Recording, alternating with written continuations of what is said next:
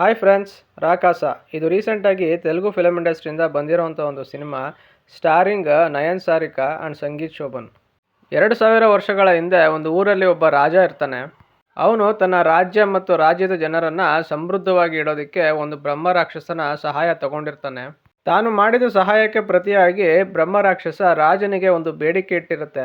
ಆ ಬೇಡಿಕೆ ಆದರೂ ಏನಂದರೆ, ಪ್ರತಿ 100 ವರ್ಷಕ್ಕೆ ಒಂದು ಸಲ ಆ ಊರಿಂದ ಒಬ್ಬ ಮನುಷ್ಯನ ಬ್ರಹ್ಮ ರಾಕ್ಷಸನಿಗೆ ಬಲಿ ಕೊಡಬೇಕಾಗುತ್ತೆ. ಬ್ರಹ್ಮ ರಾಕ್ಷಸ ರಾಜನಿಗೆ ಇನ್ನೊಂದು ವಿಷಯ ಹೇಳುತ್ತೆ. ಅದೇನಂದ್ರೆ, ಈ ಒಂದು ಬೇಡಿಕೆ ಕೊಡೋದು ಮಿಸ್ ಆದ್ರೆ ಆ ಒಂದು ಕೋಟೆಯಿಂದ ಈಚೆ ಬಂದು ಆ ಊರಿನ ಜನರನ್ನ ಸರ್ವನಾಶ ಮಾಡೋದಾಗಿ ರಾಜನಿಗೆ ಅದು ಎಚ್ಚರಿಕೆ ಕೊಡುತ್ತೆ.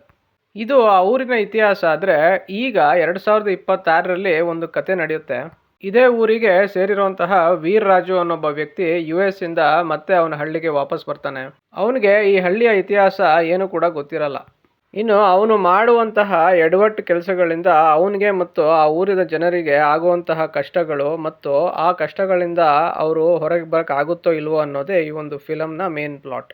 ಆ್ಯಕ್ಟಿಂಗ್ ವಿಷಯಕ್ಕೆ ಬರೋದಾದರೆ, ವೀರ್ ರಾಜುನ ರೋಲ್ ಮಾಡಿರೋದು ಸಂಗೀತ್ ಶೋಭನ್. ಅವರ ಆ್ಯಕ್ಟಿಂಗು ತುಂಬ ನ್ಯಾಚುರಲ್ ಆಗಿ ಬಂದಿದೆ. ಅಂದರೆ ನನಗೆ ತುಂಬ ಇಂಪ್ರೆಸಿವ್ ಅಂತ ಅನ್ನಿಸ್ತು. ಫಿಲಮಲ್ಲಿ ವೀರ್ ರಾಜು ಮತ್ತು ಸುಬ್ಬಲಕ್ಷ್ಮಿಯ ಲವ್ ಸ್ಟೋರಿ ಬರುತ್ತೆ. ಸುಬ್ಬಲಕ್ಷ್ಮಿಯ ರೋಲ್ ಮಾಡಿರೋದು ನಯನ್ ಸಾರಿಕಾ. ಅವರು ಕೂಡ ಆ ಒಂದು ಕ್ಯಾರೆಕ್ಟರ್ಗೆ 100% ಜಸ್ಟಿಫಿಕೇಶನ್ ಕೊಟ್ಟಿದ್ದಾರೆ. ವೀರ್ ರಾಜುಗೆ ತುಂಬ ಕ್ಲೋಸ್ ಆಗಿರುವಂತಹ ಒಬ್ಬ ಸಂಬಂಧಿಕ ಇರ್ತಾನೆ. ಆ ರೋಲ್ ಮಾಡಿರೋದು ಗೆಟಪ್ ಶ್ರೀನು. ಅವರ ಕಾಮಿಡಿ ಟೈಮಿಂಗ್ ಅಂತೂ ಈ ಒಂದು ಫಿಲಮಲ್ಲಿ ನೆಕ್ಸ್ಟ್ ಲೆವೆಲಲ್ಲೇ ಬಂದಿದೆ ಅಂತ ಹೇಳ್ಬೋದು. ಡೈರೆಕ್ಟರು ಗೆಟಪ್ ಶ್ರೀನು ಅವರ ಟ್ಯಾಲೆಂಟನ್ನು ಈ ಒಂದು ಫಿಲಮಲ್ಲಿ ತುಂಬ ಚೆನ್ನಾಗಿ ಯುಟಿಲೈಸ್ ಮಾಡ್ಕೊಂಡಿದ್ದಾರೆ. ಡೈರೆಕ್ಷನ್ ವಿಷಯಕ್ಕೆ ಬರೋದಾದರೆ, ಕತೆ ತುಂಬ ಡಿಫ್ರೆಂಟಾಗಿ ಬರ್ಕೊಂಡಿದ್ದಾರೆ. ಎಕ್ಸಿಕ್ಯೂಷನ್ಗೆ ಬರೋದಾದರೆ, first half of the movie screen play ತುಂಬ ಫನ್ನಿಯಾಗಿ ತೊಗೊಂಡೋಗಿದ್ದಾರೆ. ಕಾಮಿಡಿ ಸೀನ್ಸಲ್ಲಿ ಯೂಸ್ ಆಗಿರುವಂಥ ಐಡಿಯಾಸು ನನಗೆ ತುಂಬ ಫ್ರೆಶ್ ಅಂತ ಅನ್ನಿಸ್ತು. ಇಂಟರ್ವ್ಯೂಲಲ್ಲಿ ಬರುವಂತಹ ಒಂದು ಟ್ವಿಸ್ಟ್ ನನ್ನ ಪ್ರಕಾರ best part of the film. Second ಹಾಫಲ್ಲೂ ಸಹ ಕಾಮಿಡಿ ಕಂಟಿನ್ಯೂ ಆಗ್ತಾ ಹೋಗುತ್ತೆ. ಕಾಮಿಡಿ ಜೊತೆಗೆ ಒಂದಷ್ಟು ಹಾರರ್ ಎಲಿಮೆಂಟ್ಸ್ ಕೂಡ ಆ್ಯಡ್ ಮಾಡಿದ್ದಾರೆ. ನನಗೆ ಮೂವಿ ಫಸ್ಟಿಂದ ಲಾಸ್ಟ್ ತನಕ ಎಲ್ಲೂ ಕೂಡ ಸ್ಲೋ ಅಂತ ಆಗಲಿ ಬೋರಿಂಗ್ ಅಂತ ಆಗಲಿ ಅನಿಸ್ಲಿಲ್ಲ. ತುಂಬ ಎಂಗೇಜಿಂಗ್ ಆಗಿ ತೊಗೊಂಡೋಗಿದ್ದಾರೆ. ಸೆಕೆಂಡ್ ಹಾಫಲ್ಲಿ ಬರುವಂತಹ ಬ್ರಹ್ಮ ರಾಕ್ಷಸನ ಪೋರ್ಷನ್ಸು ಮತ್ತು ಬ್ರಹ್ಮ ರಾಕ್ಷಸನಿಂದ ಎಸ್ಕೇಪ್ ಆಗುವಂತಹ ಸೀಕ್ವೆನ್ಸಸ್ಸು ತುಂಬ ಥ್ರಿಲ್ಲಿಂಗ್ ಆಗಿ ಬಂದಿದೆ. ಕ್ಲೈಮ್ಯಾಕ್ಸಲ್ಲಿ ಯೂಸ್ ಮಾಡಿರೋಂಥ ಐಡಿಯಾ ತುಂಬ ಡಿಫ್ರೆಂಟ್ ಆಗಿದೆ. ಬಟ್ ನನಗೆ ಅದು ಕನ್ವಿನ್ಸಿಂಗ್ ಅಂತ ಅನಿಸ್ಲಿಲ್ಲ.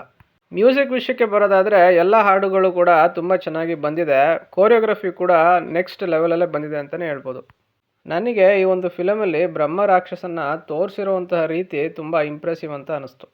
ಇನ್ನು ಇದು ಫ್ಯಾಂಟಸಿ ಮೂವಿ ಆಗಿರೋದ್ರಿಂದ ಲಾಜಿಕ್ಗಳ ಬಗ್ಗೆ ಜಾಸ್ತಿ ಯೋಚನೆ ಮಾಡದೆ ಎಂಟರ್ಟೈನ್ಮೆಂಟ್ ದೃಷ್ಟಿಯಿಂದ ನೋಡೋದಾದರೆ ಈ ಒಂದು ಫಿಲಮ್ ಮಸ್ಟ್ ವಾಚ್ ಅಂತಲೇ ಹೇಳ್ತೀನಿ. ಫಿಲಮ್ನ ಲಾಸ್ಟ್ ಟೈಟಲ್ ಕಾರ್ಡ್ ಎಂಡ್ ಆಗೋ ತನಕ ನೋಡಿ, ಯಾಕೆಂದರೆ ಅಲ್ಲಿ ಒಂದು ಸರ್ಪ್ರೈಸ್ ಇಟ್ಟಿದ್ದಾರೆ. ನನ್ನ ಕಡೆಯಿಂದ ಈ ಫಿಲಮ್ಗೆ ನಾನು ಕೊಡ್ತಾ ಇರೋವಂಥ ರೇಟಿಂಗು 4 ಔಟ್ ಆಫ್ 5. ಯಾರೆಲ್ಲ ಈ ಫಿಲಮ್ ನೋಡಿದ್ದೀರಾ, ನಿಮ್ಮ ಅನಿಸಿಕೆ ಮತ್ತು ಅಭಿಪ್ರಾಯಗಳನ್ನು ಕಾಮೆಂಟ್ ಸೆಕ್ಷನಲ್ಲಿ ಹಾಕಿ.